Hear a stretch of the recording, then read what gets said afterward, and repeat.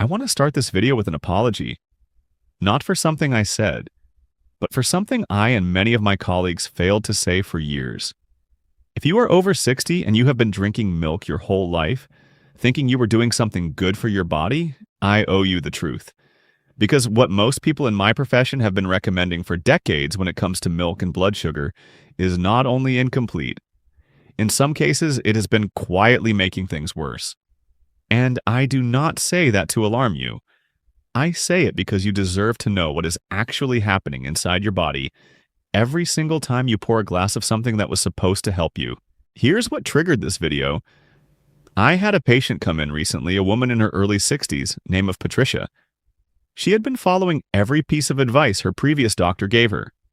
Low-fat diet, daily exercise, and she was drinking 2 glasses of low-fat milk every day because she had been told it was the safe option for blood sugar control. Her fasting glucose was still sitting at 118. Borderline. Not quite diabetic, but not healthy either. And she looked at me with exhaustion in her eyes and said, "I am doing everything right. Why is nothing changing?" That moment right there is exactly why I make these videos, because what Patricia was doing was not wrong based on what she had been told. It was wrong based on what she had not been told, and the difference matters more than most people realize. So today I am going to walk you through 3 specific types of milk that research now shows can help people over 60 keep their blood sugar at healthier, more stable levels. Not just any milk. Not marketing claims, actual science.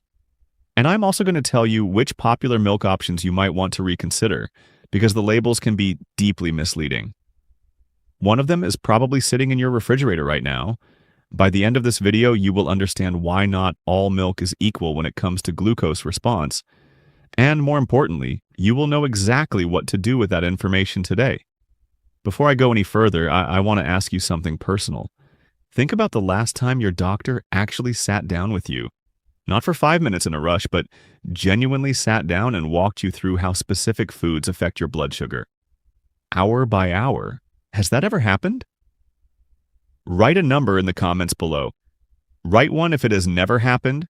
Write 2 if it happened once or twice. And write 3 if you feel like you have had real, honest conversations with your doctor about nutrition and glucose.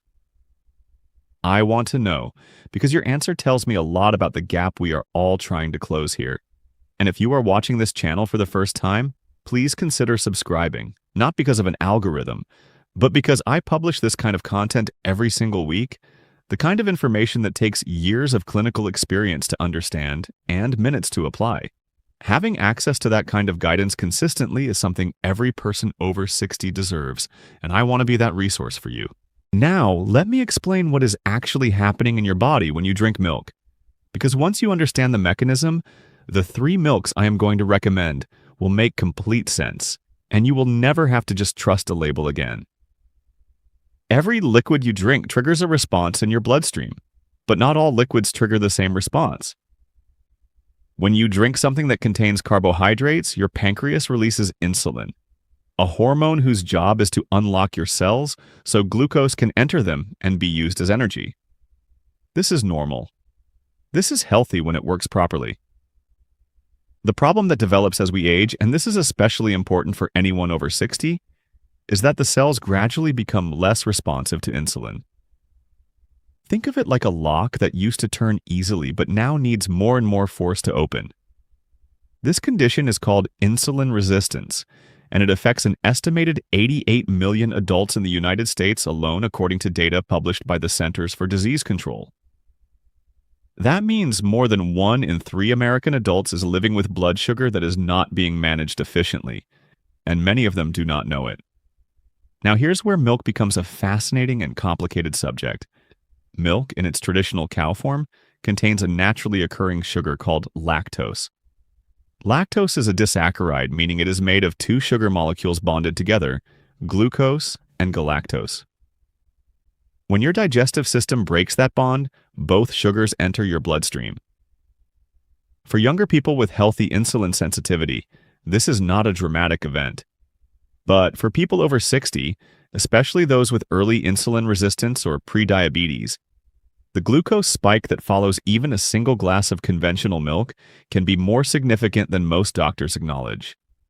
A study published in the American Journal of Clinical Nutrition in 2014 that followed over 3,000 participants found that the glycemic response to dairy products varies considerably based on fat content, processing, and whether the milk comes from animals or plants. And that variation is the entire reason this conversation matters. I need you to listen to this message very carefully, because what I'm about to reveal could protect your health and perhaps even save your life. For a long time, I didn't realize the danger that excess blood sugar represented. I discovered that high glucose levels can increase the risk of heart attack, stroke, vision loss, and even amputations. The scariest thing is that type 2 diabetes often acts silently. Many people believe everything is fine when in fact, their bodies are already suffering serious damage. And if your blood sugar is high right now, you may be at much greater risk than you imagine. But then I discovered a completely natural method that helped me understand how to balance my blood sugar levels and regain my quality of life. Thousands of people are also discovering this simple method and learning how to naturally reduce excess sugar and avoid the dangers of type 2 diabetes. And there's something important you need to know. All this information is compiled in a special video that we don't know how long will be available.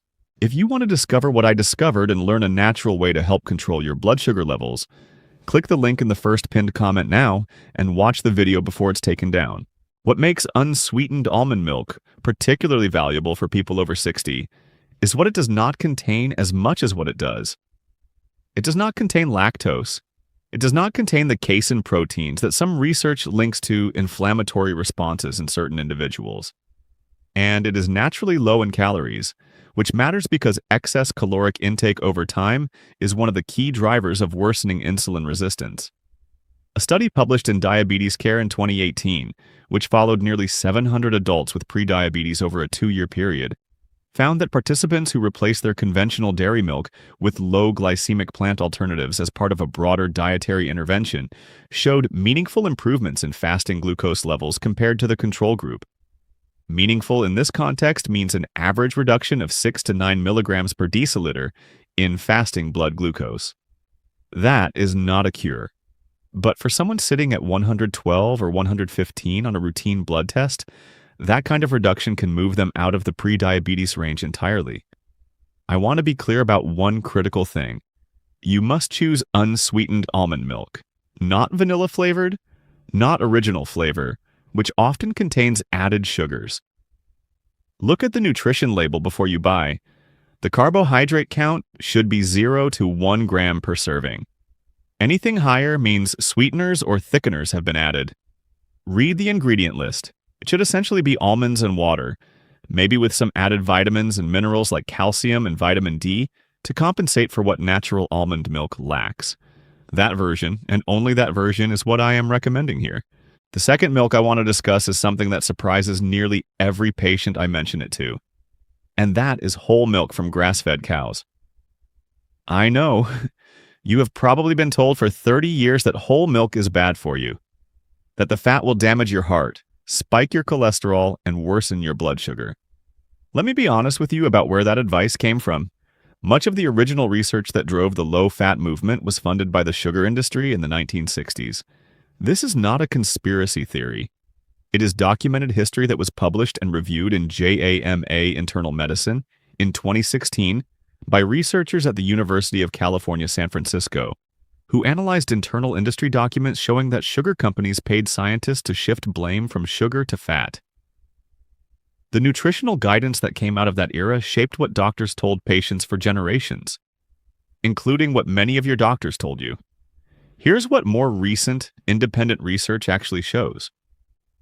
Whole milk from grass-fed cows contains a specific fatty acid called conjugated linoleic acid, or CLA for short. Think of CLA as a metabolic messenger that tells your fat cells to behave differently. It does not stimulate fat storage the way refined carbohydrates do. Instead, studies suggest it may actually improve insulin sensitivity over time. A clinical trial published in the Journal of Dairy Science in 2019 examined the effects of grass-fed dairy consumption on insulin resistance markers in adults over 55, and the results were striking. Participants who consumed grass-fed whole milk as their primary dairy source over a 12-week period showed improvements in their HOMAIR score, which is a measurement of insulin resistance, that were significantly better than participants who consumed conventional low-fat milk. The grass-fed whole milk group saw an average HOMAIR reduction of 14%. The low-fat conventional milk group saw no significant change. Why does this happen? The fat in whole milk slows gastric emptying. That is the scientific phrase for how quickly your stomach passes its contents into your small intestine. When gastric emptying is slower, glucose from any carbohydrates you ate at the same meal or consumed in that drink enters your bloodstream more gradually, giving your pancreas more time to respond appropriately without having to flood your system with insulin all at once. Think of it like releasing water through a small hole in a dam rather than opening the floodgates. The slower the release, the more manageable the flow. The fat in whole milk essentially acts as a buffer for the lactose it contains. This is why the glycemic response to whole milk is actually lower than the response to low-fat or skim milk. Despite the fact that whole milk has more calories, the fat changes the metabolic equation entirely. Now I want to tell you about a patient whose story I think about often. His name was Robert, 67 years old, a retired school principal from a small town in the Midwest. He had been drinking skim milk for 22 years based on his doctor's advice. His blood sugar had crept up steadily over those same years, from completely normal in his mid-40s to pre-diabetic by his early 60s. He came to see me feeling defeated, convinced that his genetics were simply against him. We made several changes to his diet, but one of the most specific was switching him from skim milk to organic grass-fed whole milk, limiting it to 1 serving per day, and replacing a second dairy moment in his day with unsweetened almond milk. After 90 days, his fasting glucose dropped from 109 to 98. His doctor called it remarkable. I called it information. Robert had not failed his health. His health recommendations had failed him. That was not his fault. And if you are in a similar situation, it is not yours either. The third milk I want to walk you through is one that has been used in traditional medicine for thousands of years and is only now getting the serious scientific attention it deserves. Unsweetened oat milk, prepared in a specific way, has shown genuinely promising results for blood sugar regulation in older adults. But there is a very important distinction to make here, and I will explain it carefully because getting this wrong could actually push your glucose in the wrong direction. So stay with me on this one because the nuance is critical. Oats contain a specific type of soluble fiber called beta-glucan. Beta-glucan is remarkable for several reasons, but the one that matters most for this conversation is its ability to form a thick gel-like substance inside your digestive tract. When this gel is present, it physically slows the absorption of glucose into your bloodstream.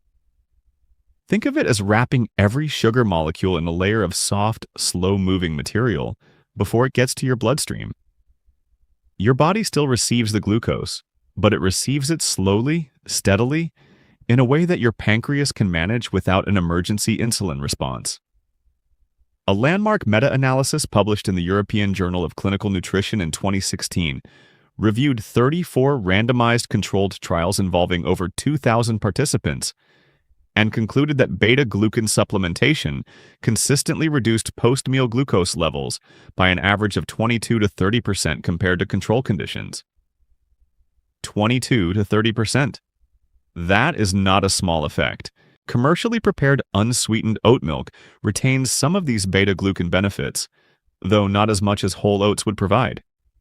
A serving of unsweetened oat milk contains approximately 2 to 3 grams of beta-glucan, depending on the brand. This is meaningful, but only meaningful if you are choosing unsweetened oat milk. Here is the warning I promised you.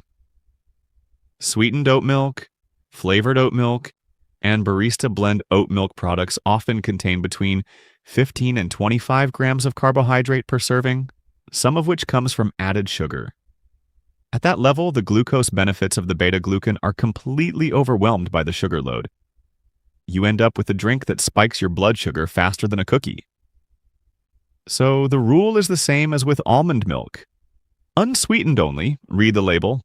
The carbohydrate content should be 14 grams or fewer per serving, and the ingredient list should not include any form of added sugar, cane syrup, rice syrup, or anything that ends in the letters O's.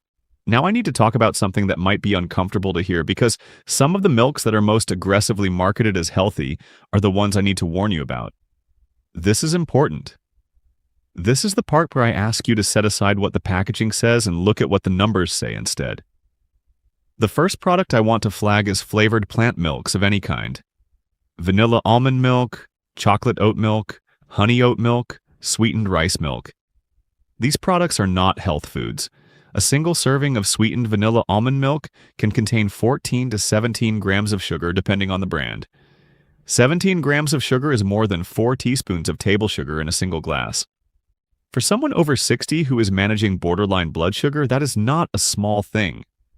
That is a significant metabolic event happening 3 times a day if you are putting it in your coffee in the morning, adding it to a smoothie at lunch, and drinking a glass with dinner. The second category I want to warn you about is rice milk.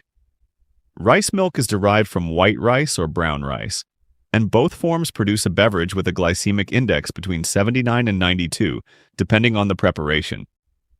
For comparison, table sugar has a glycemic index of 65. Rice milk can actually cause a faster, sharper blood sugar spike than table sugar does. And yet, it is sold in health food stores next to oat milk and almond milk, as if they are all in the same category. They are not. If you are over 60 and managing your glucose, rice milk is one of the beverages I would ask you to remove from your rotation entirely, unless you have specific reasons your doctor has discussed with you directly. The third alert is for what I call disguised conventional milk. This includes products marketed as reduced sugar milk or lactose-free milk. Lactose-free milk still contains the same amount of total sugar as regular milk, and sometimes more, because the process of removing lactose involves breaking the lactose molecule into its component, sugars, glucose, and galactose, which are then present in free form in the liquid. Your body absorbs free glucose faster than lactose, so lactose-free milk can actually produce a faster glucose response than regular whole milk in some individuals. This is not something most doctors mention, and most patients are genuinely shocked when they hear it. But it is a documented metabolic reality, and you deserve to know it. The fourth thing I want to bring to your attention is the issue of portion size with all milks, including the 3 I recommended. Even unsweetened almond milk, which is nearly zero glycemic, can become part of a problematic pattern if it is used as the base for a smoothie that also contains banana, mango, fruit juice, and honey. The milk itself is not the problem in that case. The overall sugar load of the combination is. Think of your blood sugar management as a budget. Every food and drink either spends from that budget slowly or quickly. The 3 milks I mentioned spend slowly, but they do not give you unlimited credit. The total picture of what you eat and drink throughout the day still matters enormously. I want to close this out by talking about what you can actually do today, right now, with what you have just learned, because information without action is just noise. The first thing I want you to do is open your refrigerator. Look at the milk or milk alternative you currently have. Read the nutrition label. Find the carbohydrate count per serving. If it is higher than 14 grams, write that number down. That number is your baseline for understanding what your current choice is doing to your glucose on a daily basis. The second thing I want you to do is the next time you go to the grocery store, find one of the 3 options I mentioned. Unsweetened almond milk, organic grass-fed whole milk, or unsweetened oat milk. Buy just one. Try it for 2 weeks. Pay attention to how you feel. If you have a glucose monitor at home, check your reading 1 hour after using it. Your body will tell you things your lab work cannot catch in between appointments. The third action I want to recommend is that you consider tracking your milk consumption as part of a broader glucose awareness habit. This does not have to be complicated. A small notebook or a note on your phone where you write down what you drank and when is enough to start identifying patterns. Many of my patients are genuinely surprised to discover that a change they thought was minor, like switching from sweetened almond milk to unsweetened, move their 1-hour post-meal glucose reading by 15 to 20 points consistently. That kind of data is gold when you bring it to your next doctor's appointment. The fourth thing I want you to do is share this video with someone over 60 who is trying to manage their blood sugar and is still drinking the wrong milk without knowing it. Your sister, your husband, your neighbor who mentioned their numbers were creeping up at the last family gathering. One conversation started by sharing this video might make a real difference in someone's health trajectory. The fifth thing I want to ask of you is to leave a comment below right now telling me which of the 3 milks surprised you the most and which one you are going to try first. Is it the unsweetened almond milk, the grass-fed whole milk, or the unsweetened oat milk? Tell me in the comments, and tell me one thing you are going to change about how you think about milk after watching this. I read these comments. I pay attention to them. They shape what I talk about next. You just took in a lot of information, and I want to acknowledge that. You came into this video possibly believing that low-fat milk was the safest option, or that all plant milks are created equal, or that lactose-free meant blood sugar-friendly. And none of those things turned out to be entirely true. That is not a failure on your part. That is a reflection of how confusing, contradictory, and sometimes deliberately misleading nutrition guidance has been for decades. You were working with the information you had. Now you have better information. Use it. My name is Dr. Michael Hargrove, and I have spent over 20 years working with patients navigating metabolic health, blood sugar management, and the very real confusion that comes from getting different advice from every direction. My goal with this channel is simple. I want to give you the kind of clear, honest, research-based guidance that helps you make smarter decisions every single day without having to become a scientist yourself. If this kind of content is useful to you, subscribing to this channel means you will not miss what I put out each week. I care about your health genuinely, not as a viewer number, but as someone who has seen what consistent small changes can do over months and years. One last thing, and this is important. Everything I have shared in this video is educational information based on published research and clinical experience. It is not a substitute for personalized medical advice from your own healthcare provider, who knows your full history, your medications, and your individual health profile. Please always work with your doctor before making changes to your diet, especially if you are managing diabetes, prediabetes, kidney disease, or any condition that affects how your body processes food. This content is here to help you ask better questions and make more informed choices. Your doctor is the one who helps you apply those choices safely to your specific situation. Take care of yourself, and I will see you in the next video.